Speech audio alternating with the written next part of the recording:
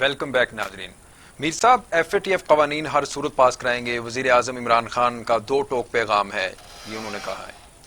اس پیغام کا مطلب یہ ہے کہ عددی لحاظ سے دیکھا جائے تو سینٹ اور قومی اسمبلی کے جو ممبران ہیں وہ مل کر اکثریت و اپوزیشن کی ہے. جی وہ جو ہے 227 ہیں، یہ شاید 216 ہیں، کتنے ہیں، فرق ہے اس کا. لیکن اس کے باوجود پاس ہم کروائیں گے.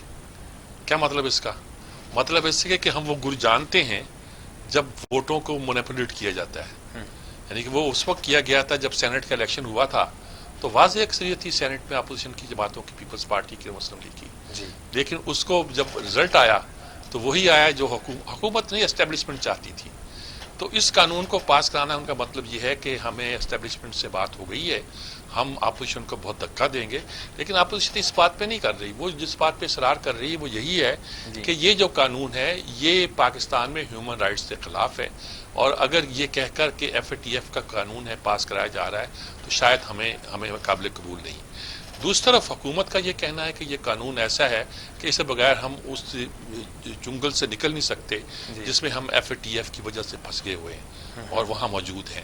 تو یہ ساری ایک بحث تو لفظی بحث ہے، اور اس پہ بہت سی بحث چلی بھی ہیں جس پہ اپوزیشن نے ساتھ بھی دیا ہے، کچھ تبدیلیاں بھی کی ہیں کچھ، اور انہوں نے ان پر فکرے بھی کسے ہیں.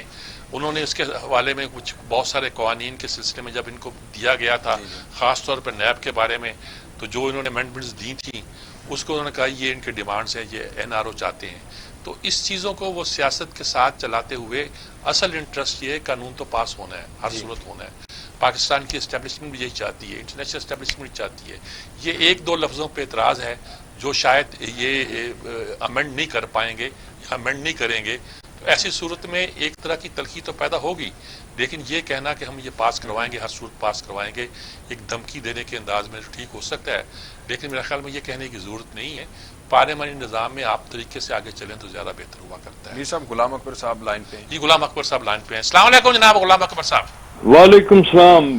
کیسے ہیں جناب؟ بڑے عرصے کے بعد آپ کی آواز سنی. بہت عرصے بعد آپ سے بات ہوئی جی، بہت عرصے بعد. جی کوئی شک نہیں ہے. جی. اچھا ایک تو ہم بات کر رہے ہیں جی کراچی کے حالات کی، لیکن کچھ ملک کے حالات کی بات کر رہی ہیں. کوئی اکانومی سدھر رہی ہے، سنبھل رہی ہے، کچھ سیاست میں جان پیدا ہو رہی ہے. جان پیدا ہونے سے مراد یہ ہے کہ کوئی پازیٹیو انداز بن رہا ہے یا ویسے لڑ رہے ہیں آپس میں؟ کیا ہے کیا قوم کے لیے؟ دیکھیں جی، میں آپ کو بالکل جو میرا ویژن کہتا ہے، میں حقائق کا علم تو جو ہے نا وہ چند شخصیات کے علاوہ کسی کو نہیں ہے. یہ بس ہم صرف اندازے لگاتے ہیں، کتنے بھی آپ کلوز ہوں لیکن آپ کو بعض حالات کا علم نہیں ہوتا.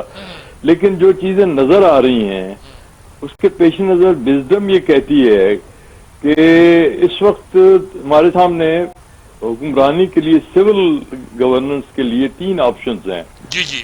وہ ایک میاں نواز شریف ہیں، ایک زرداری صاحب یا بلاول کہہ لیجئے، اور تیسرے عمران خان ہیں. ٹھیک ہے. اب اس میں وائبل آپشن کون سا ہے یہ ہمیں یہ دیکھنا ہے. 2 ٹرائی کر چکے ہیں. ایک اب دیکھیے ہمارا جو فوج کا انسٹیٹیوشن ہے نا، وہ ہمیشہ آپ کچھ بھی کہیں وہ ایک رول پلے کرتا رہا ہے ہمیشہ. ٹھیک بات ہے.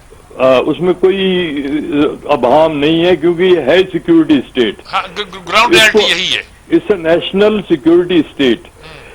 یہ اس طرح کی ڈیموکریسی بن نہیں سکتی جس طرح کی ڈیموکریسی ہمارے بعض آئیڈیلسٹ جو ہیں، جو برطانیہ سے بہت متاثر ہوتے ہیں. برطانیہ کی ڈیموکریسی اگر سامنے رکھنی ہے تو پھر لندن جیسا شہر کراچی کو بناتے. مطلب وہ تو ایک ڈھونگ تھا جو انہوں نے رچایا. بہرحال اینی وے، اب ہمیں سروائیول، اب ہمارا اسٹیک ہے اس وقت. انڈیا جس طرح سے اٹھ رہا ہے ایک ہندو نیشنلزم کے ساتھ، انڈیا پہلے بھی تھا لیکن اب یہ انڈیا ڈفرنٹ ہے.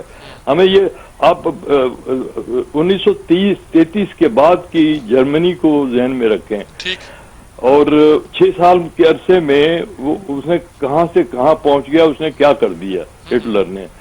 اب ہم مودی کو انڈر ریٹ نہیں کر سکتے. ایک پاگل آدمی کی سوچ جو ہوتی ہے نا، اس کو آپ اینالائز کر ہی نہیں سکتے کبھی کسی سٹیج پر بھی. اس نے اتنا بڑا قدم اٹھا لیا کشمیر میں، اور یہ سوچ کر کہ ظاہر ہے کوئی رسپانس نہیں ہوگا ان ٹرمز آف ایکشن، وہ نہیں ہوا. لیکن ایک لمٹ ہوتی ہے جہاں جا کے پھر حالات جو ہے نا قابو سے باہر نکل جاتے ہیں. تو میں اس خطرے کو بالکل پازیٹیولی لیتا ہوں. ہماری فوج بھی بڑی پازیٹیولی لے رہی ہے, تو ہماری اپوزیشن نہیں لے رہی اسے سیریسلی. وہ سمجھتے کہ یہ کھیل ہے. دنیا بہت چینج ہو رہی ہے. جس طرح چین اور امریکہ کا کنفرنٹیشن ہے, جس طرح اب ٹرمپ کے اب دیکھنے ہیں کہ وہ نومبر میں کیا ہوتا ہے.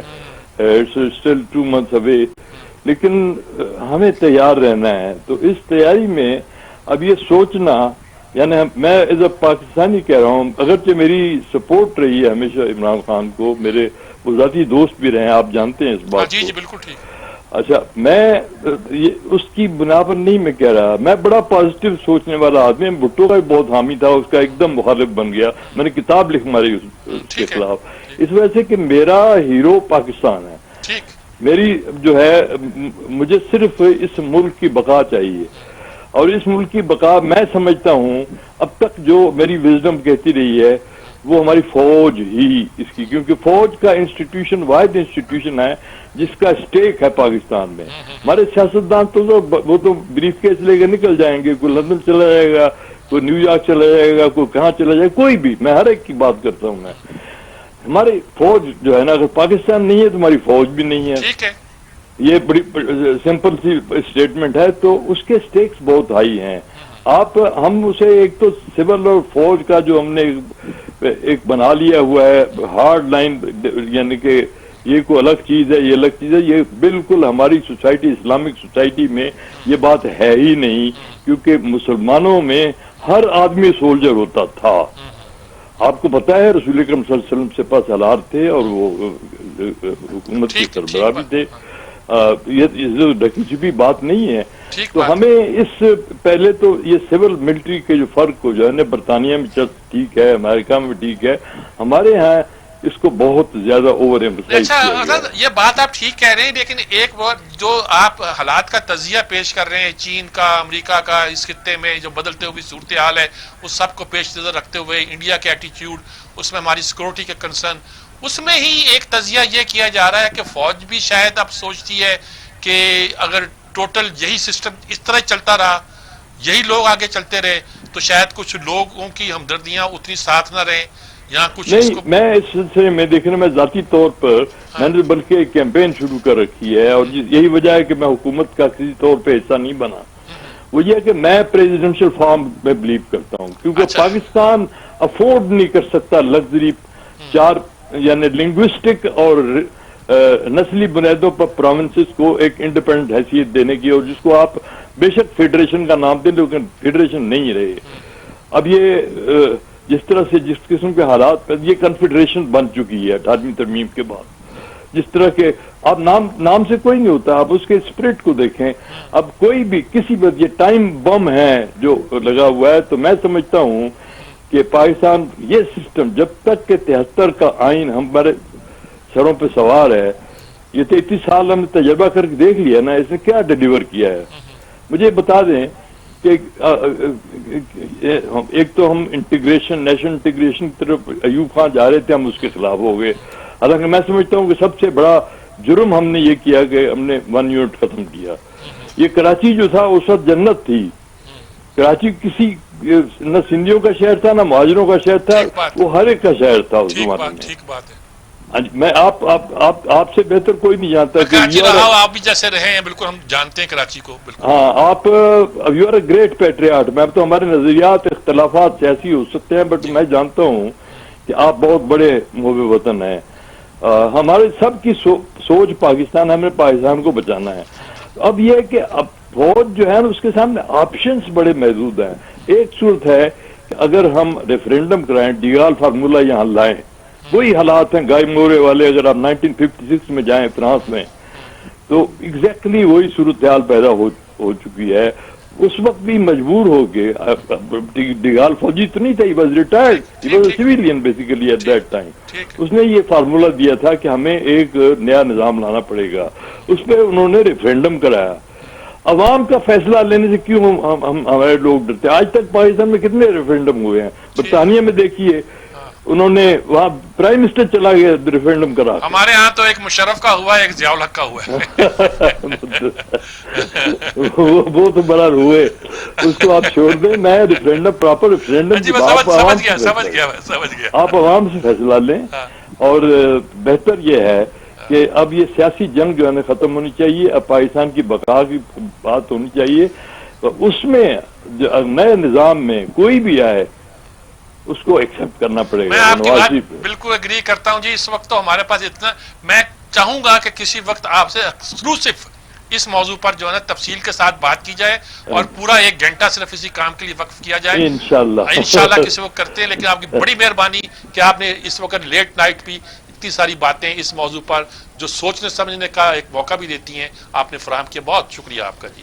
دیکھیں بالکل نئی بات کرتے ہیں، ڈیفرنٹ بات کرتے ہیں، اور جو آپ فیل کرتے ہیں کہہ دیں نا جی، جمہوریت جمہوریت جمہوریت ماشاء اللہ فلاں، ہم الجھتے رہتے ہیں ان چیزوں پہ۔